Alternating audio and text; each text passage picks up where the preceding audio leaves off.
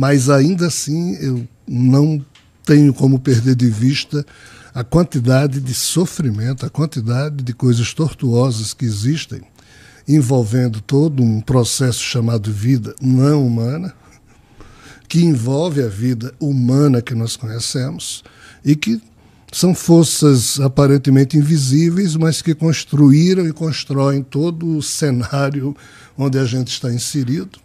E nós somos atores e atrizes de um enredo que a gente pensa que sabe qual é, mas são essas forças que determinam esse tipo de enredo. E é isso que eu estou tentando explicar. Entendi. Bom, então se a gente... Só por isso, essa pequena parte que você falou aí, dá para entender que a gente então não tem livre-arbítrio, é uma ilusão. Não. O livre-arbítrio total é uma ilusão. Tá.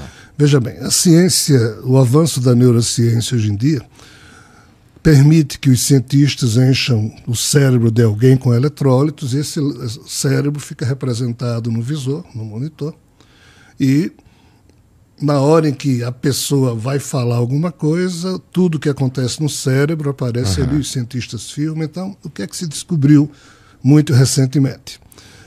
Que antes de um ser humano falar, o cérebro dele se acende. Então, a conclusão é 0,5 segundos antes da palavra sair aqui pela boca, o cérebro já se acendeu.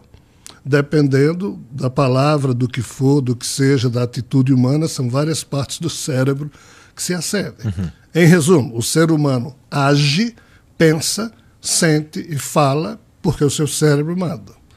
A ciência tem 100% certeza disso, porque é facilmente demonstrável, verificável. Não é uma crença. Já conversei com os neurocientistas que já me falaram pois isso. É. Aí o que é que a ciência diz? Podemos concluir que o ser humano não tem livre-arbítrio, porque tudo que o ser humano fala, pensa, sente e diz é o cérebro que manda. Os cientistas são perfeitos até aí. Aí você pergunta, e por que o cérebro se acende? E por que o cérebro se acende? Esse é o problema. Dentro dessa caixa craniana, nós temos cerca de, segundo alguns, 80, segundo outros cientistas, 100 bilhões de neurônios. Cada neurônio tem milhares de dendritos e só um axônio. Dendritos é por onde as bits, informações, entram. Essas informações entram na célula neuronal. Lá no núcleo da célula neuronal tem o quê? O código o DNA de cada um de nós. Esse código, então, que já está formatado, a gente não escolheu nada, alguém já inoculou isso na condição humana. Ele processa as informações todas que entram em um milésimo de segundo no cérebro e a resposta sai pelo axônio. Como são 100 bilhões de neurônios pulsando a mesma resposta via os axônios, essa sensação vem aqui para o lobo frontal, para o córtex frontal, e a sensação que nós sentimos é que o nosso eu está aqui dentro. Mas isso é ilusão. Um rádio fala, mas o locutor não está lá dentro. Se você quebrar o rádio, não tem ninguém lá. Nossa, mas é que aí... Se você abrir aqui o corpo de um ser humano, você vai encontrar sua podridão organizada. É feio pra cacete aqui dentro. Não tem um eu da gente aqui dentro. Só que a ciência morre aí. É verdade. Porque ela não vai além disso. Ou melhor cético dizendo, também para aí. A física quântica vai adiante. Tem esse detalhe. Porque existe uma briga hoje na ciência entre a visão clássica e a visão de vanguarda. Um cético, você muito bem o disse, para aqui porque prefere não se meter nessa história. Mas tem físicos quânticos de vanguarda que dizem, ei, cara pálida, o cérebro se acende.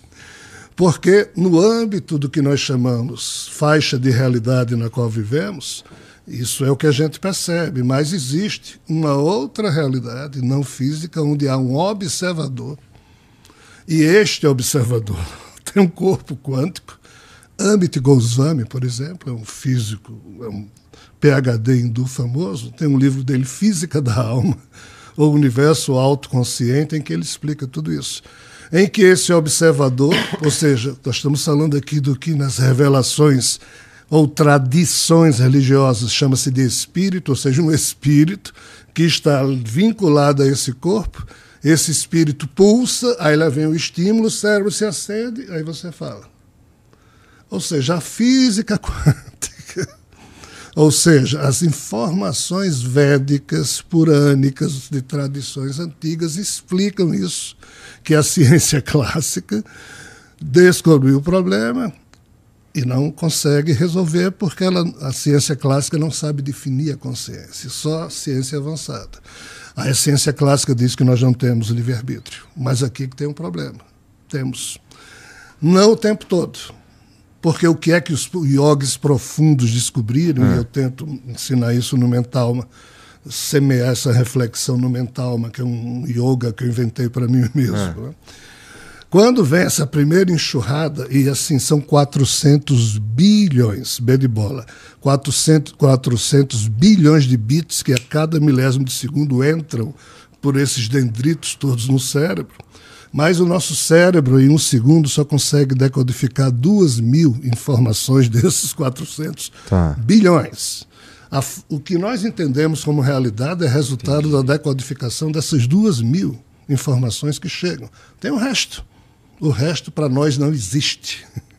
Só que existe, mas nós não percebemos. Existe sob a perspectiva dessa física quântica. Significa que outras nós dimensões. Não somos capazes de entender o que há. Com a ciência clássica e com a visão religiosa, nós não temos tido essa capacidade de entender. Porém, com os estudos avançados da física quântica, e se associarmos isso ao conhecimento profundo de yogis profundos, aí nós temos como explicar isso que eu vou falar agora.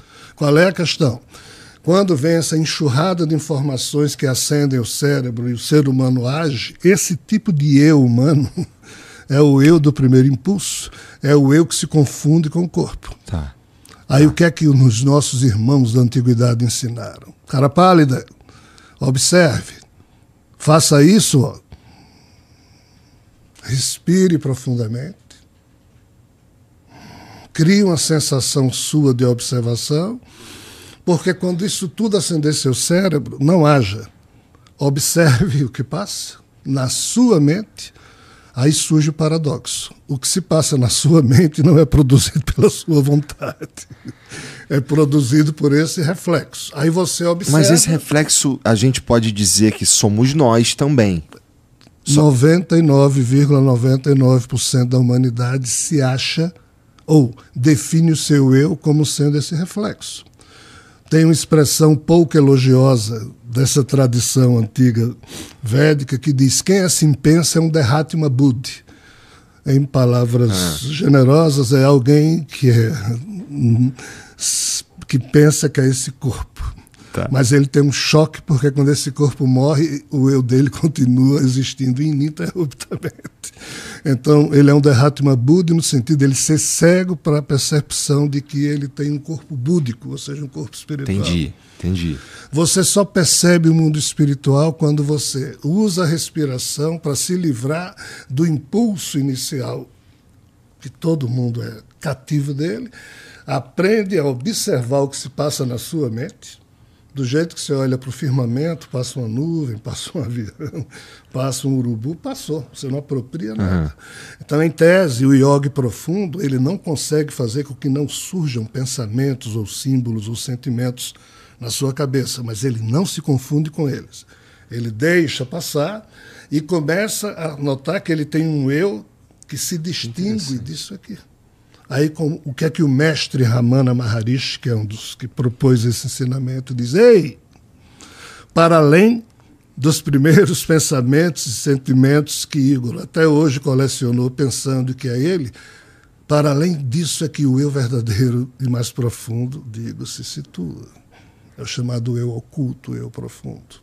Quando você, através da prática e vivência de um yoga honesta, consegue pôr o seu eu aqui, distingue-se do movimento da mente, aí é aqui que você começa a despertar os seus potenciais espirituais. Entendi.